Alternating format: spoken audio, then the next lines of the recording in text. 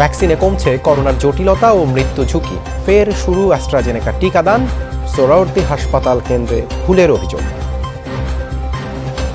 দেখানোর পরে তারা ভুল টিকা দিয়ে দিচ্ছে, মডার্না সেকেন্ডটা দিয়ে দিচ্ছে। যখন ও দিতে গেছে বলে আপনার এটা মডার্নার টিকা, এটা তো আপনার টিকা না, অ্যান্টিজেনিকের টিকা না। করোনায় আরও 246 জনের প্রাণহানি, প্রায় 16,000 নতুন রোগী শনাক্ত। চাপ সামলাতে হাসপাতালে হিমশিম অবস্থা।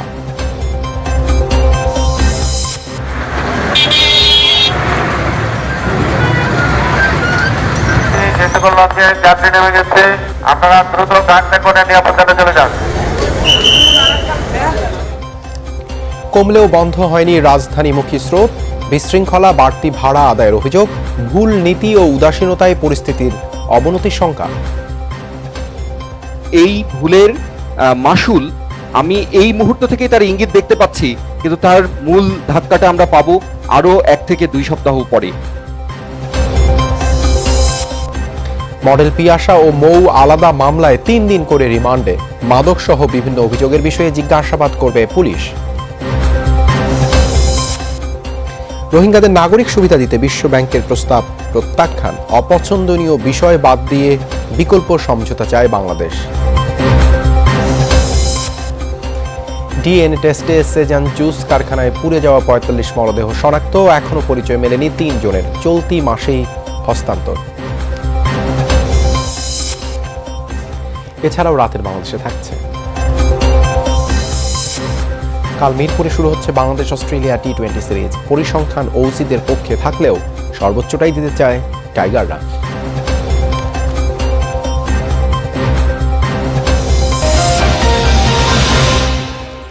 এতক্ষণ শিরোনাম দেখছিলেন দর্শক। আপনারা সবাই ঘরে এবং ঘরের বাইরে সব জায়গায় কিছুক্ষণ পর পর হ্যান্ড স্যানিটাইজার দিয়ে হাত ভালোভাবে জীবাণুমুক্ত করে নেবেন। কয়েক মাস বিরতির পর ঢাকায় আবারও শুরু হলো অক্সফোর্ড অ্যাস্ট্রাজেনেকা ভ্যাকসিনের দ্বিতীয় ডোজ প্রদান। দেরি হলেও টিকা পেয়ে খুশি গ্রহীতারা। স্বাস্থ্যমন্ত্রী বলেছেন, এখন ধারাবাহিকভাবে টিকা আসবে, আর সংকটও হবে না। গবেষণায় বলা হয়েছে, টিকা দেওয়ার ফলে কমছে করোনার জটিলতা ও মৃত্যু ঝুঁকি। টিকা না নেওয়া ব্যক্তির চেয়ে টিকা নেওয়া ব্যক্তির মৃত্যু ঝুঁকি কয়েক গুণ কম। খাইরুল লায়লা দম্পতি অক্সফোর্ডের অ্যাস্ট্রাজেনেকার টিকার প্রথম ডোজ নিয়েছিলেন 4.5 মাস আগে। তারপর থেকে অপেক্ষায় ছিলেন কবে পাবেন দ্বিতীয় ডোজ। নিজেরা কেন্দ্রে গিয়ে খোঁজও নিয়েছিলেন 2 বার। সোমবার শেষ হলো তাদের অপেক্ষা। প্রথম ডোজ দেওয়ার 4.5 মাস অপেক্ষা করতে হলো, তারপরেই টিকা দিলাম আজকে। তারপর আমরা খুব আনন্দিত টিকা দিয়ে। প্রথম টিকা দেওয়ার পরে 4.5 মাস পর টিকা পেয়ে খুব খুশি হলাম। গণমাধ্যম কর্মী রবিন হিমেলের অপেক্ষাও ফুরায় দিন। উন্নত দেশের মতো বাংলাদেশেও বুস্টার তৃতীয় ডোজ টিকা দেয়া হবে বলে আশা তাদের। দীর্ঘ অপেক্ষায় ছিলাম, আসলে এই অনিশ্চয়তার মধ্যে ছিলাম, টিকা পাবো কি পাবো না। এখন অনেক খুশি লাগছে, প্রায় 5 মাস পরে টিকা পেয়েছি। সত্যি অনেক আনন্দের, অনিশ্চয়তার মধ্যেও। অনিশ্চয়তা ছিল, অবিশ্বাস ছিল, কিন্তু অবশেষে টিকা পেয়েছি, ভালো লাগছে। ভারতের সেরাম ইনস্টিটিউটে উৎপাদিত অ্যাস্ট্রাজেনেকার টিকা রপ্তানি বন্ধ করে দেয় গতি হারিয়েছিল বাংলাদেশের টিকা কার্যক্রম। কয়েক মাসের সেই দুশ্চিন্তা কাটিয়ে এখন সবাইকে টিকার আওতায় আনার পরিকল্পনা করছে সরকার। বয়স্করা আছেন, তাদের প্রতি আমরা বেশি নজর দিব, কারণ তাদের মৃত্যুর হার বেশি এবং টিকাও তারা কম নিয়েছে, এবং সে কারণে আমরা গ্রামে টিকা দেওয়ার ব্যবস্থা করেছি। করোনা মোকাবেলায় টিকা কতটা জরুরি সেই উপলব্ধি আরও বাড়িয়ে দেয় আইইডিসিআর এর গবেষণা। এতে দেখা যায় টিকা নিলেও সংক্রমিত হতে পারে যে কেউ, কিন্তু তাদের সব ধরনের ঝুঁকি কম। যেখানে টিকা না নেয়াদের মৃত্যুর হার 3%, সেখানে 2 ডোজ নেয়াদের মৃত্যুর হার মাত্র 0.3%। টিকা না নেয় শ্বাসকষ্টজনিত জটিলতার হার 7% বেশি। গবেষণার ফলাফলে বলা হয়, টিকা নেয়ার পরও আক্রান্ত হয়েছেন এমন রোগীদের 10%কে হাসপাতালে ভর্তি হতে হয়েছে। বিপরীতে টিকা না নেয়াদের ভর্তির হার 32%। অ্যাস্ট্রাজেনেকার টিকা গ্রহণকারীদের উপর আলাদা একটি গবেষণা করেছে বিএসএমএমইউ। তাতে দেখা যায় 98% মানুষের শরীরে তৈরি হয়েছে অ্যান্টিবডি। আল আমিন হক, যমুনা নিউজ, ঢাকা। চীনের সিনোফার্ম বাংলাদেশি ফার্মাসিউটিক্যালস ইনসেপ্টাকে যৌথ উদ্যোগে সিনোফার্ম কোভিড ভ্যাকসিন উৎপাদনের জন্য খসড়া সমঝোতা স্মারক পাঠিয়েছে। এই তথ্য জানিয়েছেন পররাষ্ট্রমন্ত্রী ডক্টর এ.কে. আব্দুল মোমেন। বলেন, চূড়ান্ত চুক্তি স্বাক্ষরের পর দেশে যৌথ উদ্যোগে উৎপাদন শুরু করতে 2 মাসের মতো সময় লাগবে। ওদের ওই এমইউটা পাঠিয়ে দিয়েছেন, আমরা পেয়েছি, আমাদের স্বাস্থ্য মন্ত্রণালয়ের কাছে আছে, তারা এইটা সই করার কথা। 3টা প্রতিষ্ঠান সই করবে, একটা হচ্ছে ওই যে ফার্মাসিউটিক্যাল কোম্পানি, আর স্বাস্থ্য মন্ত্রণালয় মানে বাংলাদেশ সরকার, আর হচ্ছে সিনোফার্ম ইনসেপ্টা। হ্যাঁ, রাজধানীর সোহরাওয়ার্দী হাসপাতালে একজনকে ভুল টিকা দেওয়ার অভিযোগ উঠেছে। শরফুদ্দিন ও নার্গিস নামের দম্পতি এই অভিযোগ করেছেন। জানান, ভুল কেন্দ্রে গিয়েছিলেন তারা, সেখানে নিবন্ধনের কেন্দ্র না দেখেই শরফুদ্দিনকে মডার্নার টিকা দেওয়া হয়, কিন্তু এই দম্পতি গিয়েছিলেন অ্যাস্ট্রাজেনেকার 2য় ডোজ নিতে। সোহরাওয়ার্দী হাসপাতালের টিকা বুথে করোনা টিকার 2য় ডোজ নিতে যান নার্গিস ও শরফুদ্দিন দম্পতি। এখন মডার্না দিয়ে দিল, এখন ওনাকে প্রথমটা, আমার দ্বিতীয়টা দেওয়ার কথা আজকে। নির্বিঘ্নেই প্রথম টিকা নেন শরফুদ্দিন, তবে তার স্ত্রীর টিকা নেয়ার সময় বাধে বিপত্তি। টিকা নেওয়ার প্রস্তুতির সময় স্ত্রী নার্গিসের নজরে আসে তাদের টিকা কেন্দ্র আসলে সোহরাওয়ার্দী হাসপাতাল নয়, বরং হৃদরোগ ইনস্টিটিউট। কিন্তু ততক্ষণে স্বামী শরফুদ্দিনকে অ্যাস্ট্রাজেনেকার 2য় ডোজের পরিবর্তে দেয়া হয়ে গেছে মডার্নার প্রথম ডোজ। আমি চিন্তাটা ওঠার পরে ওনার এটা যে দিবে তাকে দেখানো হয়েছে, এখন দেখানোর পরে তারা ভুল টিকা দিয়ে দিচ্ছে। ভুক্তভোগীর অভিযোগ, ভুলটি নজরে আসার পর কর্তব্যরত চিকিৎসকের কাছে গেলে তিনি ফর্মে নিবন্ধন না করে বরং উল্টো অস্বীকার করেন।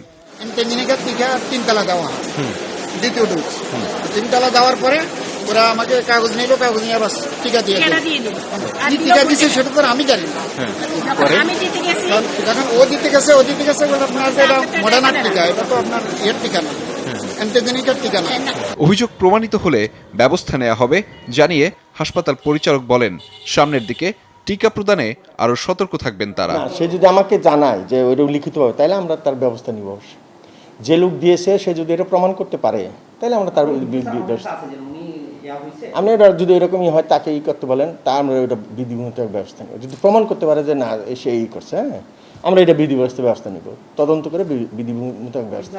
পাশাপাশি টিকা নিতে আসাদেরও যাচাই বাছাই করে টিকা কেন্দ্রে যাওয়ার পরামর্শ দেন হাসপাতাল পরিচালক।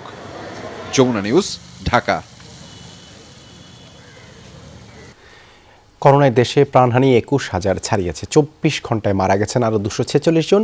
এই নিয়ে মোট মৃত্যু 21,162, শনাক্ত হয়েছেন 15,989 জন। পরীক্ষা অনুপাতে শনাক্তের হার 29.91%। নমুনা পরীক্ষা হয়েছে 53,462টি। এ পর্যন্ত শনাক্ত 12,80,317 জন। 24 ঘন্টায় সুস্থ হয়েছেন 15,482 জন। মোট সুস্থ 11,08,748। মৃত 246 জনের মধ্যে পুরুষ 137 আর নারী 109। বিভাগ ভিত্তিক প্রাণহানির হিসেবে ঢাকায় সর্বোচ্চ 76 জন মারা গেছেন। এছাড়া চট্টগ্রামে 64, খুলনায় 30, রাজশাহীতে 22, বরিশালে 16, সিলেট ও রংপুরে 14 জন করে ও ময়মনসিংহে 10 জন মারা গেছেন। রাজধানীর হাসপাতালগুলোতে কমছেই না কোভিড রোগীর চাপ। আজও আক্রান্তদের বেশিরভাগই আসছেন ঢাকার বাইরে থেকে। দিন গেলেই দীর্ঘ হচ্ছে করোনা শনাক্তের হার এবং মৃত্যু সংখ্যা। এতে স্বজন হারানোর আর্তনাদে ভারী করোনা হাসপাতালগুলোর চারপাশ। এদিকে অধিকাংশ হাসপাতালে ধারণ ক্ষমতার অতিরিক্ত রোগী ভর্তি রয়েছে, ফাঁকা নেই আইসিইউ বেডও। প্রতিদিনের মতো আজও ঢাকার বাইরে থেকে আসা রোগীরা বিভিন্ন হাসপাতাল ঘুরে হয়রান হচ্ছেন। তবে কিছু ক্ষেত্রে অবস্থা বিবেচনায় ভর্তি নিচ্ছে হাসপাতাল কর্তৃপক্ষ। এছাড়া কোভিড পরীক্ষা করাতে আসা মানুষের দীর্ঘ লাইন ছিল বুথগুলোর সামনে।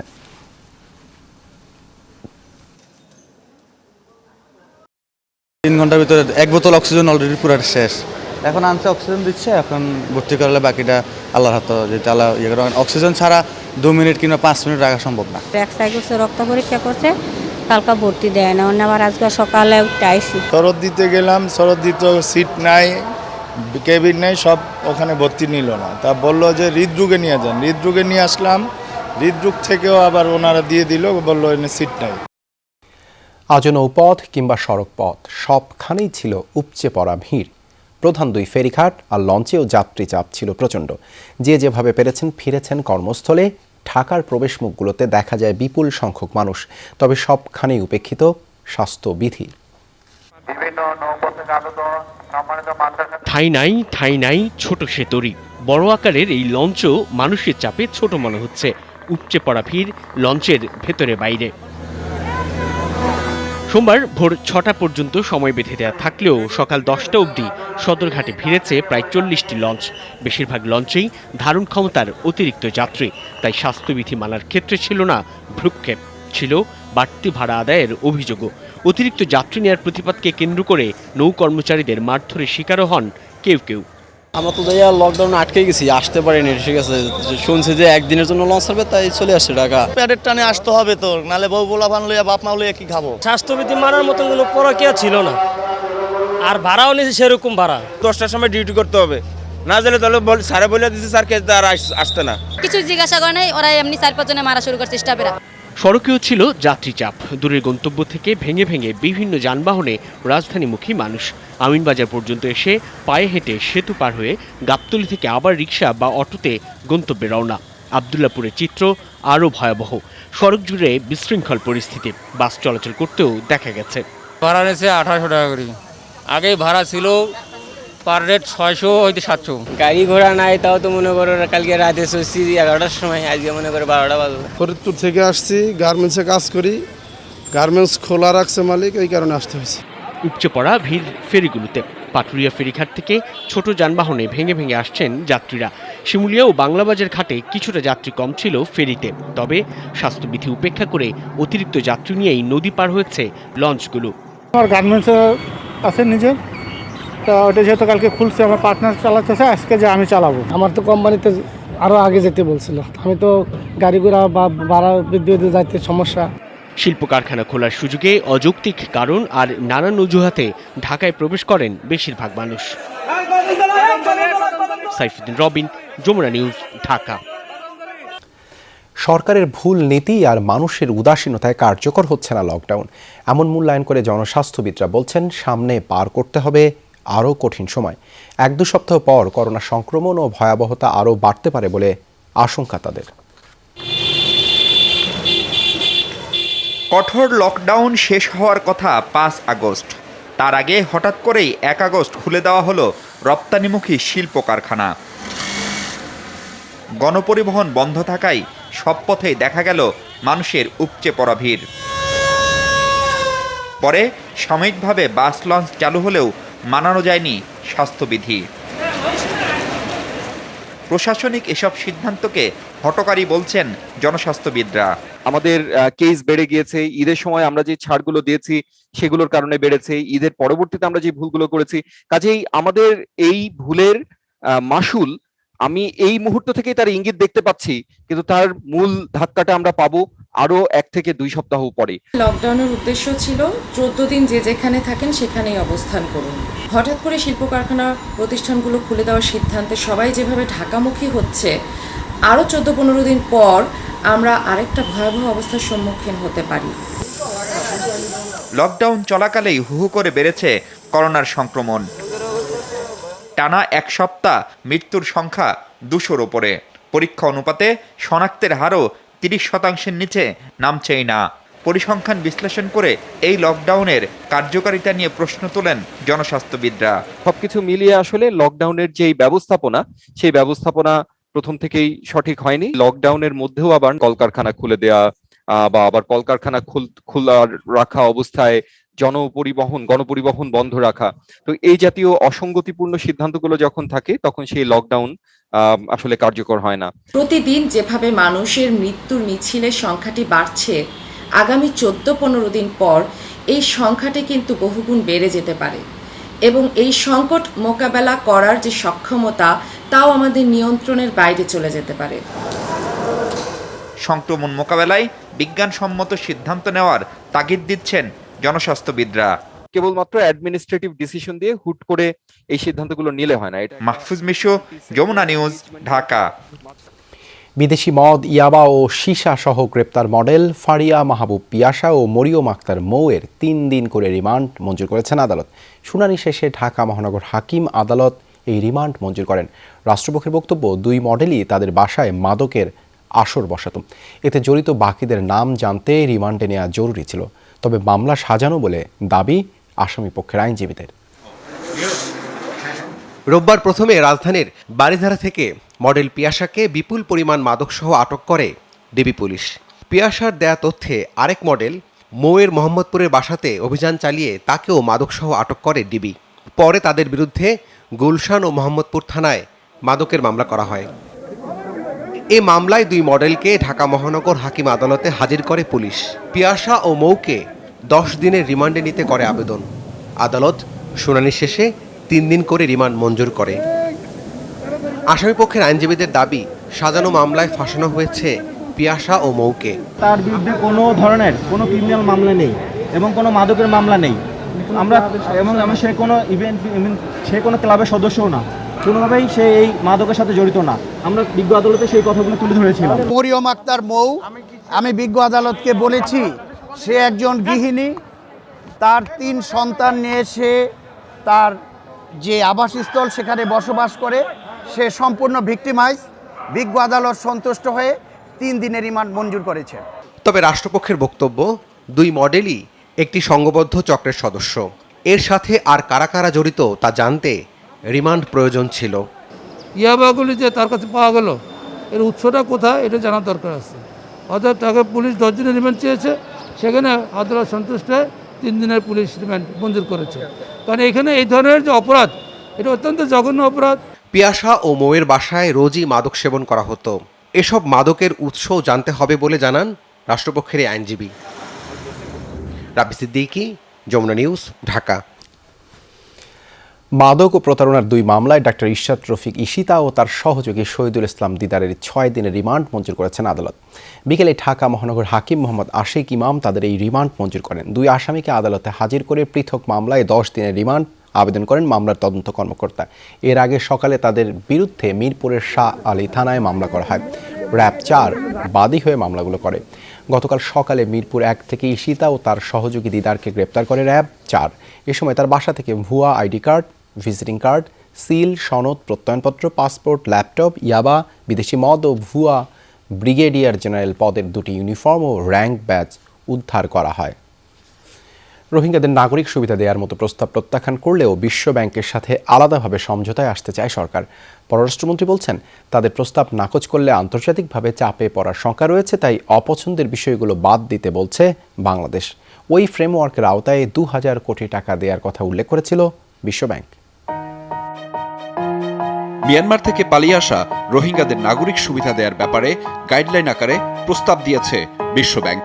তাদের গ্লোবাল রিফিউজি কমিটির বিশেষ ফ্রেমওয়ার্কে এ বিষয়ে বিস্তারিত বলা হয়। প্রস্তাবে রোহিঙ্গাদের আইনি অধিকার, চলাফেরার স্বাধীনতা, জমি জমা কেনা, শিক্ষা ও স্থানীয়ভাবে নির্বাচনের মতো নাগরিক সুবিধার কথা বলেছে ঋণদাতা প্রতিষ্ঠানটি। বিশ্বব্যাংক রোহিঙ্গাদের সহায়তার অর্থ সঠিক ব্যবহারের জন্য পলিসি ফ্রেমওয়ার্কের কথা বললেও এমন গাইডলাইন প্রত্যাখ্যান করেছে বাংলাদেশ। পররাষ্ট্রমন্ত্রী বলেছেন, সুন্দর ভবিষ্যতের জন্য রোহিঙ্গাদের ফিরে যাওয়াই একমাত্র পথ। যেহেতু প্রথমত এরা রিফিউজি নামটা পুরোপুরি রিজেক্ট করেছে, এই রিপোর্টের সাথে আমাদের চিন্তা ভাবনার মোটেই মিল নাই। আমরা মনে করি তাদের অনলি ওয়ে আউট সুন্দর ভবিষ্যতের জন্য, তারা ওয়ার্ল্ড ব্যাংক বলেছেন এদের সুন্দর ভবিষ্যতের জন্য এদের ইন্টিগ্রেট করতে হবে সমাজের সাথে। আমরা বলছি না, তাদের সুন্দর ভবিষ্যতের জন্য তারা তাদের দেশে ফেরত যেতে হবে। That is the only thing. আপনারা সেই ব্যাপারে কাজ করেন। মন্ত্রীর ধারণা, প্রস্তাবে সাড়া না দিলে আন্তর্জাতিক চাপে পড়তে পারে বাংলাদেশ। তাই বিশ্বব্যাংকের দেয়া অপছন্দের বিষয়গুলো বাদ দিয়ে সমঝোতার চেষ্টা চলছে। হ্যাঁ, আমরা নাকচ করার পরে এখন ওদের সাথে একটা সমঝোতা হচ্ছে এবং যেগুলো আমরা অপছন্দ করি সেগুলো বাদ দিয়ে আমরা একটা এগ্রিমেন্টের ব্যবস্থা করছি। বাই অ্যান্ড লার্জ আমরা ইনাদের যে বড় বড় কথাগুলো আমরা সব বাদ দিয়ে আমরা ওই টেম্পোরাল আমাদের যে ফিলসফি সেই অনুযায়ী ওনারা রাজি হলে, বাট তারা আমাদের একটা প্রেশারে রাখবে, এটা নিশ্চিত যে আমাদের একটা প্রেশারে রাখবে।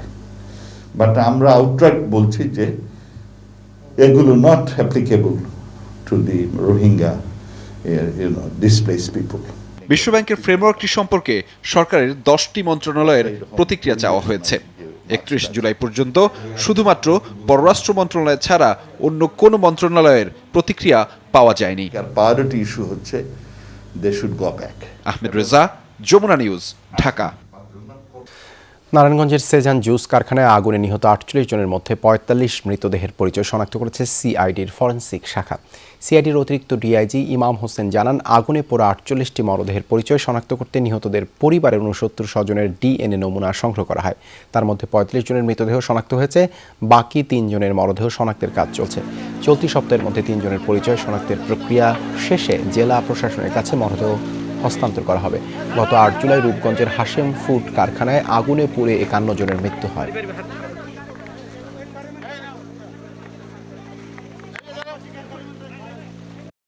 ওই 48টার ভেতরে আমরা 45টা ডেড বডি শনাক্ত করে আমরা আয়োদেরকে রিপোর্ট দিয়ে দিচ্ছি। ঠিক আছে, এখানে নারী পুরুষ আছে, আমি এখন ঠিক এই মুহূর্তে বলতে পারছি না। বিএনপি ঢাকা মহানগর উত্তর ও দক্ষিণে নতুন আহ্বায়ক কমিটি ঘোষণা করা হয়েছে। দলটির মহাসচিব মির্জা ফখরুল ইসলাম আলমগীর আজ এই কমিটি অনুমোদন দেন। নতুন কমিটিতে ঢাকা মহানগর উত্তরে আমানুল্লাহ আমানকে আহ্বায়ক ও আমিনুল হককে করা হয়েছে সদস্য সচিব, আর দক্ষিণে আব্দুস সালামকে আহ্বায়ক ও রফিকুল আলম মজনুকে সদস্য সচিব করা হয়েছে। ঢাকা মহানগর উত্তরে 47 সদস্যের এবং দক্ষিণে 49 সদস্যের আহ্বায়ক কমিটি গঠন করা হয়েছে। 2 নগরে দলটির মেয়াদোত্তীর্ণ নির্বাহী কমিটি বিলুপ্ত করে নতুন আহ্বায়ক কমিটি গঠন করা হয়। বিএনপির ভারপ্রাপ্ত দপ্তর সম্পাদক সৈয়দ ইমরান সালে প্রিন্স স্বাক্ষরিত এক সংবাদ বিজ্ঞপ্তিতে এই তথ্য জানানো হয়। আমাদের ভারপ্রাপ্ত চেয়ারম্যান যে দায়িত্ব আমাদের উপরে দিয়েছে, দল যে দায়িত্ব দিয়েছে, সেটা পরিপূর্ণভাবে অত্যন্ত আস্থা, নিষ্ঠা এবং সততার সহিত চেষ্টা করব কাজগুলি করার জন্য, এবং পার্টির মহানগর কেন্দ্রিক যে ডিসিপ্লিন বা আমাদের যেটা টিম ওয়ার্ক, এটাকে বোঝানোর জন্য বেশি মনোযোগী হব আর কি। দল আমাকে দায়িত্ব দিতে অবশ্যই অনুভূতিতে আমার অবশ্যই খুশি লাগতেছে যে এমন একটা ভালো জায়গায় আমাকে দল মূল্যায়ন করছে। এই সরকারের আমলে তো আমি 7 বার জেল খাচ্ছি, 200-র উপরে মামলা, তারপর দল আমার মূল্যায়ন করতে অবশ্যই আমি খুশি, এবং দল যেভাবে চাবে ইনশাল্লাহ আগামী দিনে সেভাবে আমরা কাজ করব। অপরিকল্পিত লকডাউনের নামে শ্রমিকদের প্রতি যে উদাসীনতা দেখানো হয়েছে তা সভ্য সমাজে মেনে নেওয়া যায় না, এমন মন্তব্য করেছেন জাতীয় পার্টির চেয়ারম্যান জিএম কাদের। দুপুরে এক বিবৃতিতে তিনি আরও বলেন, অদূরদর্শী সিদ্ধান্তের কারণে শ্রমিকদের দুর্ভোগ পোহাতে হচ্ছে। যেসব শ্রমিক দেশের সমৃদ্ধির জন্য অর্থনীতির চাকা সচল রাখে, তাদের সাথে অশোভন ও নির্মম আচরণ করা হয়েছে। বিবৃতিতে মহামারী নিয়ন্ত্রণে পরিকল্পিত লকডাউন ও গণটিকা কর্মসূচির প্রয়োজন বলেও জানান জাতীয় পার্টির চেয়ারম্যান। অদূরদর্শী সিদ্ধান্তের কারণে 1 বছরের মাথায় আবারও শ্রমিকদের পায়ে হেঁটে কয়েক গুণ বেশি খরচ করে রাজধানীতে ফিরতে হয়েছে।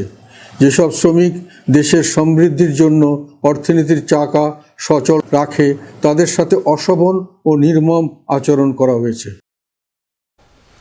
অন্তঃসত্ত্বা নারীদের অগ্রাধিকার ভিত্তিতে টিকা দেওয়ার বিষয়ে সরকারের পদক্ষেপ 3 দিনের মধ্যে রাষ্ট্রপক্ষকে জানাতে বলেছেন হাইকোর্ট। আজ এই সংক্রান্ত রিটের শুনানিতে বিচারপতি এম এনায়েতুর রহিমের ভার্চুয়াল বেঞ্চ নির্দেশনা দেন।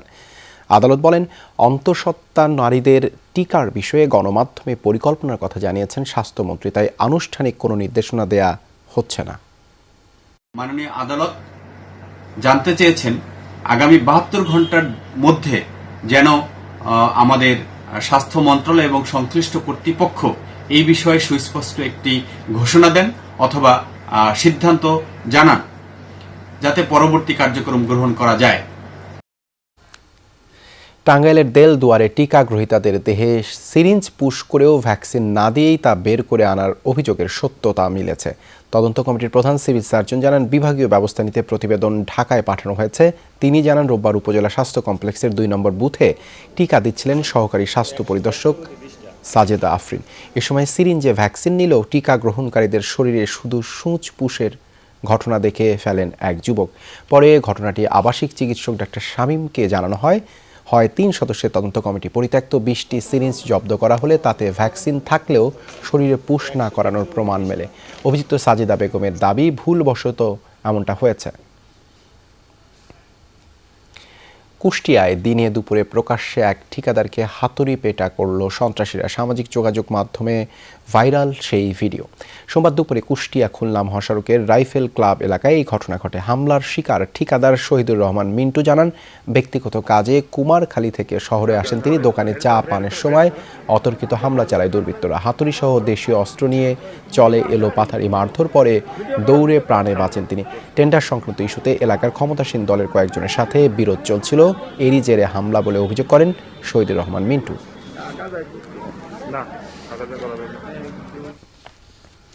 ভারতে করোনার সর্বগ্রাসী বিস্তারের মধ্যেও বারাণসীতে হিন্দু দেবতা শিবের পূজায় অংশ নিয়েছেন হাজার হাজার পুণ্যার্থী। শহরটিতে লকডাউন চললেও গঙ্গা তীরে নেই তিল ধারণের ঠাঁই। সেখানে আসা পুণ্যার্থীরা মানছেন না মাস্ক পরিধান বা সামাজিক দূরত্বের মতো শিষ্টাচার। পুণ্যার্থীদের সমাগম এড়াতে রাজ্য কর্তৃপক্ষ শনি এবং রবিবারের পরিবর্তে সোমবার পর্যন্ত বর্ধিত করে লকডাউন। তা সত্ত্বেও কোনোভাবেই ঠেকানো যায়নি ভক্ত এবং অনুসারীদের ভিড়। গঙ্গার তীরে দেখা যায় ধাক্কাধাক্কির মধ্যেই পুণ্যার্থীরা অংশ নিচ্ছেন স্নানে। এমনকি শিবের পূজায় অংশ নেওয়ার সময় মন্দিরের ভেতরেও ছিল না মাস্ক পরিধান কিংবা অন্যান্য স্বাস্থ্যবিধি মানার বালাই।